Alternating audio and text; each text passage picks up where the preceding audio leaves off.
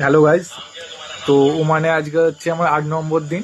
তো ভেবেছিলাম ভিডিও করব না, বাট কিছু এক্সপিরিয়েন্স হলো সেটা শেয়ার করছি বা করা দরকার।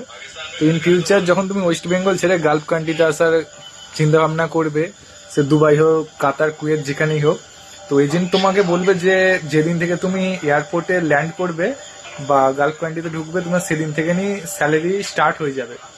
বাট এখানে এসে জানলাম যে ওরকম কোনো ব্যাপার না।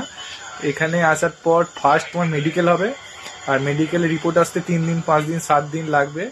দেন তারপর হবে তোমার residency card, I card, bank account, এইসব। আর আমি 29 তারিখে মেডিকেল করেছিলাম, আমার রিপোর্ট এসেছিল কাল 3 তারিখে।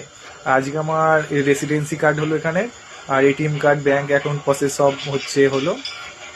তো আমার হচ্ছে আজ থেকে হচ্ছে স্যালারি হচ্ছে ঢুকতে শুরু করলো। তো অ্যাকচুয়ালি কাল মানে এবার আমি যাই করবো, মানে কাজ করি আর নাই করি, পার ডে আমার স্যালারিটা ঢুকতে শুরু করবে।